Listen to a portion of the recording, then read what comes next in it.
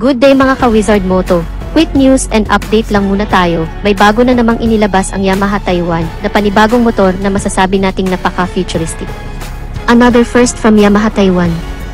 Ito ay ang Yamaha Agar 155 Connected 2023. Na-review na natin ang ilang mga motorsiklo na nag-originate sa Taiwan at ang bagong Yamaha Agar 155 ay isa sa matatawag nating diversification. Galing sa Yamaha Force 155 version 2.0 o Force X155 at matatawag nating kamag-anak lang din ng S-Max 155 at N-Max 155. Ano-ano ba ang mga kaibahan nito sa mga siblings niya na scooter? Yan ang alamin natin at tatalakayin sa video nating ito.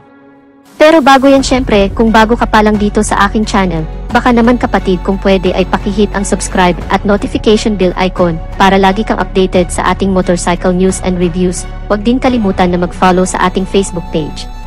Inilabas ang bagong modelo ng Yamaha Agar 155 sa Taiwanese market kamakailan lang. Ang pagsibol ng makabagong henerasyon ng isang motorsiklo na kung saan ay ipinapakilala na may makabagong looks at may makabagong youthful design na kalakip ay makabagong features.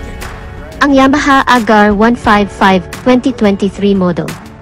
Ang pagkakaroon ng kakaiba at agresibong disenyo at estilo ng kanyang front face na may daytime running light na pahugis crossbow, kaya kung mapapansin nyo ay patulis ang kanyang disenyo. Sinadyang dinisenyo, hindi lang para magmukhang premium ang datingan kundi for aerodynamics. Ang kanyang front face ay sinasabing may pagkahawig daw ito sa isang insekto na kung tawagin ay grasshopper.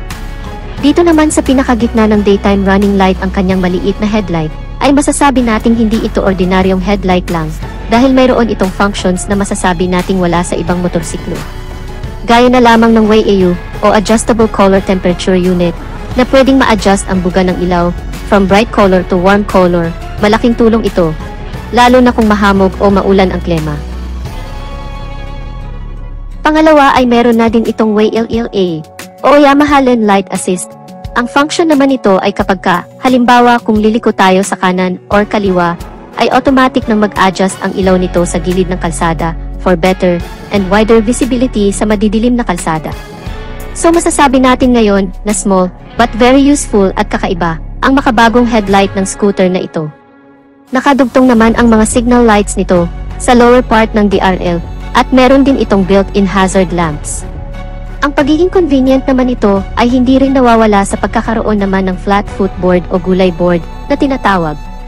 Unlike kasi sa ibang unit ng Yamaha tulad na lamang ng Yamaha Aerox, Yamaha N-Max na may central spine na lagayan ng gasolina, ang kagandahan naman ng motorsiklong ito ay magkakaroon ka pa ng space na pwedeng paglagyan ng mga gamit o bagay na hindi nakasya sa kanyang compartment storage at samahan pa yan ng comfortable seats platform na may makapal na foam na parang nakaka-relax namang tingnan.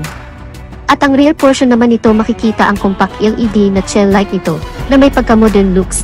At sa pamamagitan nito ay lumalabas ang pagiging premium at pagiging elegante ng motorsiklong ito.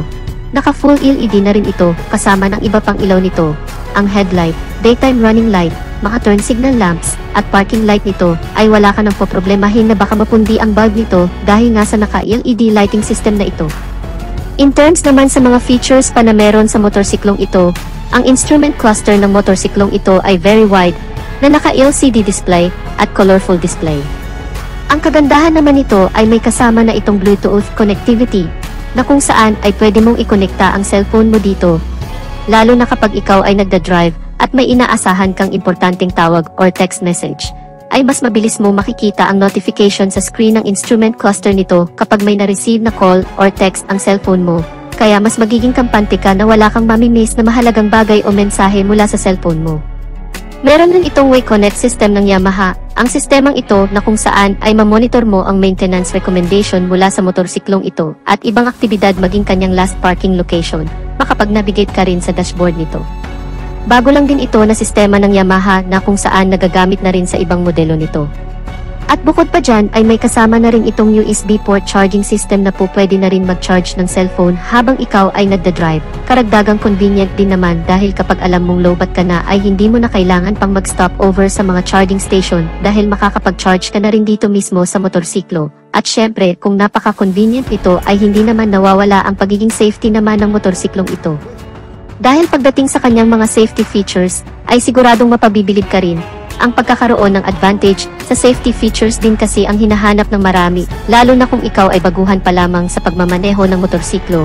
Ang pagkakaroon nito ng naka-dual channel ABS sensor, ang isa rin sa ipinagmamalaki ng motorsiklong ito na kung saan ay mas magiging confident ka na rin kung mapatakbo mo man ng napakabilis at bigla mong napindot ang brake lever nito, ay safe na makakapag-brake nang hindi ka tumatalsik o ma-out of balance. At hindi lang yun, isa pang karagdagang sa safety features nito ay ang traction control system naman. Tama po kayo nang naririnig. Ang motorsiklong ito ay equipped na din sa makabagong safety features na ito, na kung saan ay magagamit mo naman sa mga kurbadang kalsada, madudulas at matubig na lugar, o kaya naman sa malulubak. Dahil sa pamamagitan nito, ay may iwasan ang pagkadulas o pagkasemplang dahil binabalansin ito ang ikot ng dalawang gulong sa harap at sa likod. Kaya mas magiging panatag ka pa habang ikaw ay naglulong ride. At speaking sa long ride mga kaibigan, ay talagang mapapakinabangan mo rin dahil ang motorsiklong ito pagdating sa kanyang makina ay powered by 155 cubic centimeter na displacement capacity with single cylinder, naka 4-stroke with single overhead cam, at naka 4 valves na rin ang buong makina nito na mas tumatagal naman sa napakahabang biyahe dahil ang cooling system nito ay naka liquid cool type na. At syempre, hindi pa rin mawawala ang Blue Core technology at ang VVA o variable valve actuation, na kung saan ay pinapaganda pa lalo ang takbo ng makina at mas pinapatipid na rin ang pagkonsumo sa gas.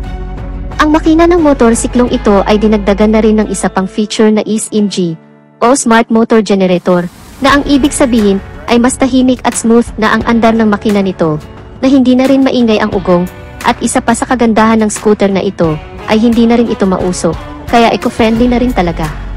Naka CVT transmission with variable speed, at may full tank capacity na 6.1 liters na hindi ka na rin bibitinin kahit ibiyahe naman ito ng hanggang 6 na oras na walang hintuan. Dahil naka fuel injected type ang fuel system, ay may katipiran na rin naman ang fuel consumption.